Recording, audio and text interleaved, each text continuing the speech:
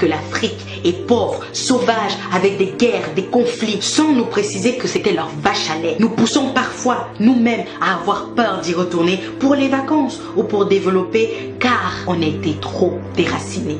Ils nous ont dit, ton histoire n'existe pas ou plus, et ils ont écrit des mensonges sur la leur pour mieux le vendre à leurs enfants, mais surtout pour dominer celle des autres, en passant par le royaume de Soundiata Keïta, de Mansa Moussa, l'homme noir le plus riche de l'histoire de l'humanité, bien avant Jeff Bezos et ses amis. Ils nous ont dit à l'école de retenir le nom de Thomas Edison pour l'invention de l'ampoule, en oubliant volontairement Lewis Howard Latimer et son filament de carbone avec son invention de la lampe électrique. Ils nous ont dit que l'Égypte antique de Toutankhamon, Ramsès, Khéops, mais aussi Hotep, scientifiquement prouvé noir, était une thèse complotiste. Et que la terre des Noirs, traduit par Kemet, ne prouvait rien, malgré la forte ressemblance des traits physiques des Noirs aux statues égyptiennes. N'oublions pas les nez cassés. Et puis ils ont dit que Yoyot, Jean Yoyot, leur égyptologue de tous les temps, lui et lui seul détenait la vérité sur l'histoire de l'Égypte.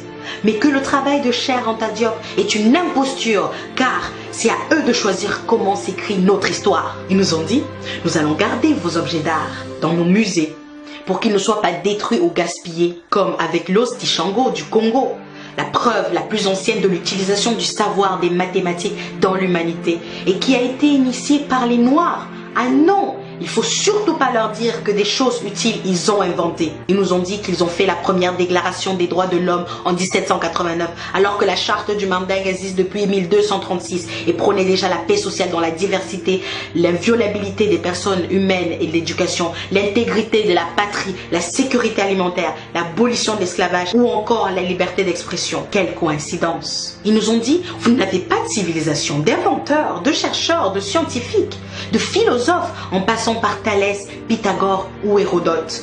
Ils nous disent aujourd'hui qu'ils sont là pour nous aider, pour lutter contre le Covid alors qu'ils n'arrivent même pas à le contrôler. Nous aider à nous délivrer de la famine avec leurs produits exportés, de nous délivrer des guerres que certains d'entre eux ont créées dans leur propre intérêt. Alors, ils ont créé des ONG pour donner du sens à leur vie, sans toutefois aider la vie de celles qu'ils prétendent protéger. Ils sont venus avec le FMI, la France-Afrique, le CFA, l'ECO et même le UN aujourd'hui. En toute sincérité, ils nous ont dit, et on y a cru pendant des siècles et des siècles jusqu'au 21e. Sincèrement, éperdument, naïvement, on s'est laissé convaincre et on a accepté ces mensonges. Et aujourd'hui, on nous traite de complotistes lorsqu'on veut rétablir l'histoire qu'ils ont falsifiée. Sommes-nous si faibles? Avons-nous oublié les recherches de Cheikh Anta Diop sur l'Égypte antique noire et leurs prouesses mathématiques, arithmétiques, scientifiques, agricoles et en médecine et en architecture, en littérature mais aussi en politique? Avons-nous oublié Madiba Mandela, Angela Davis, Thomas Sankara, Rosa Parks, Patrice Lumumba, Martin Luther King, Myriam Makeba, Malcolm X, Aimé Césaire et tous les autres? Et puis à moi, ils m'ont dit, ça y est, tu as la nationalité. Comme Adama Traoré, ta vie va changer. Et mes origines les ont toujours obsédées.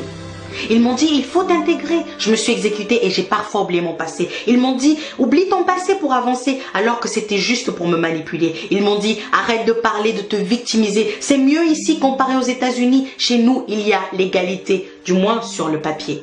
Ils m'ont dit, ta coiffure ne convient pas au poste. Je suis allée défriser, tisser, les cacher. Ils m'ont dit, ton accent est trop prononcé. J'ai commencé à whiteiser.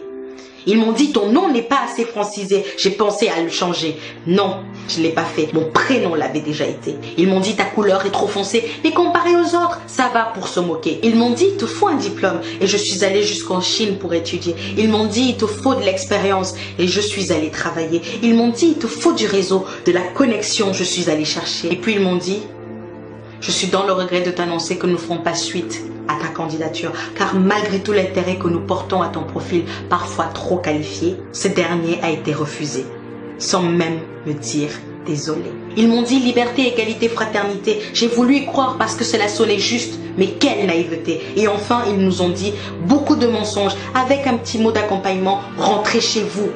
Et ça au moins, c'était vrai. Chers amis, chères sœurs, chers frères, chers pères, chères mères, pour que la vérité et le respect, la cohésion, la paix pour que le Black Lives Actually Matter. Il va falloir qu'on se réapproprie notre histoire, qu'on la transmette à nos enfants comme la Chine le fait avec les siens pour la réhabiliter. Il va falloir qu'on apprenne que le communautarisme qu'il pointe du doigt, c'est pour nous éloigner de la force économique qui va nous mener à cette dignité tant quémandée. Il va falloir consommer noir ou buy black. Cela va nous faire avancer. Il va falloir rentrer en Afrique, comme ils le disent, rentrer chez vous, pour que le continent soit enfin développé. Il va falloir qu'on se réapproprie nos terres que la Chine achète par milliers pour ne pas se retrouver expropriés. Il va falloir qu'on construise notre identité sans oublier notre passé. Il va falloir qu'on se réapproprie notre économie avec l'aide d'investir au pays. Il va falloir qu'on ait l'estime de nous-mêmes avec les vidéos de Mukwesa, Grandeur Noire, Pensée Kamit, Lenny Muga, Kemi Seba, mais aussi Crazy Sally et Soudei. Il va falloir comprendre la politique pour s'asseoir en tant qu'égal face à l'Asie. Je parle de la Chine. Il va falloir tous les jours appliquer ce qui a été dit pendant les rassemblements d'Adama et de George, car ce n'est pas fini. Il va falloir améliorer notre image comme le font les pays asiatiques en faisant du storytelling ou du marketing. Il va falloir s'insurger face à nos gouvernements qui laissent perdurer ce mépris. Il va falloir dénoncer, mais il faudra agir aussi. Il va falloir qu'on garantisse à nos enfants, aux enfants de nos enfants, un monde dans lequel ils puissent vivre égaux et libres, à moins que vous vouliez que The Doll Experience se répète sans fin à l'infini. Il va falloir qu'on leur dise qu'il faut qu'ils soient fiers de cette couleur ébène avec plusieurs nuances et coloris. Il va falloir détruire les chaînes mentales. Il faut que ce soit définitif. Il va falloir leur répéter tous les jours qu'ils sont beaux, forts, brillants, intelligents, courageux et créatifs. Il va falloir leur dire qu'ils ne doivent laisser personne décider de qui ils sont ou doivent être dans cette humanité parfois racisée.